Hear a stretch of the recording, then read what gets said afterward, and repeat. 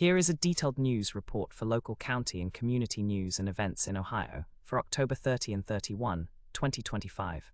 Central Ohio residents faced rainy weather on Halloween Eve, leading some neighborhoods to reschedule trick-or-treating activities. While a few towns opted to move their events due to the rain, the majority of communities in the region followed the Mid-Ohio Regional Planning Commission's recommendation to hold trick-or-treat on October 30. Most neighborhoods proceeded as planned, but local officials advised families to exercise caution due to wet conditions.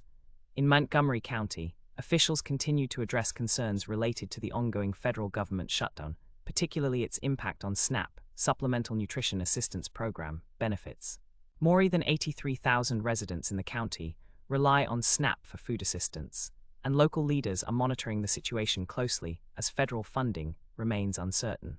The county also highlighted its commitment to weather preparedness, recently being recognized as a Weather Ready Nation Ambassador by NOAA.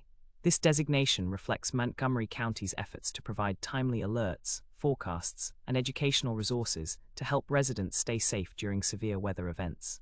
Columbus saw a variety of Halloween festivities, including the Capitol Square Review and Advisory Board's first-ever free trick-or-treat tour at the Ohio State House on Halloween Day, October 31.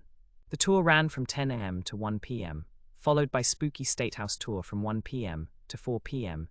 These events offered families a safe and festive way to celebrate Halloween in the heart of the city. In Crawford County, the grand jury returned an indictment against the former executive director of the Gallion-Crestline Area Chamber of Commerce for the alleged theft of over $60,000. Meanwhile, in Mahoning County, a former employee of Mahoning County Children's Services was indicted for allegedly stealing about $900. The former treasurer for Carrollton Exempted Village Schools was sentenced after being convicted of a single felony count of theft in office, having stolen money from the district and fabricated records to conceal the activity. In Perry County, the grand jury indicted the former treasurer for Northern Local Schools in Thornville for allegedly using a district credit card for personal purchases.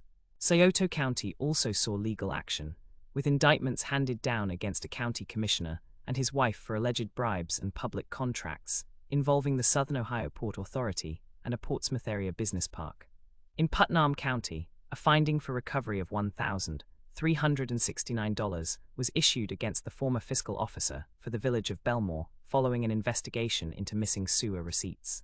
Vinton County indicted the former utility clerk for the village of MacArthur for allegedly stealing water and sewer bill payments.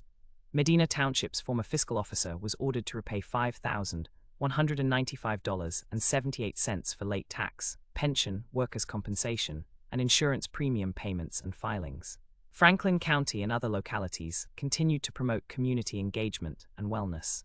The University at Albany is conducting a research project to improve access to information for individuals with developmental disabilities, offering a $40 Amazon card to eligible participants who complete a 1-hour Zoom interview. The El Arch Rock the Boat 5K and 1-mile walk took place in Cleveland on October 4, encouraging community involvement and support for local causes. Montgomery County also hosted the Great Apple Crunch on October 9, inviting schools, child care centers, and community organizations to participate in a healthy eating initiative.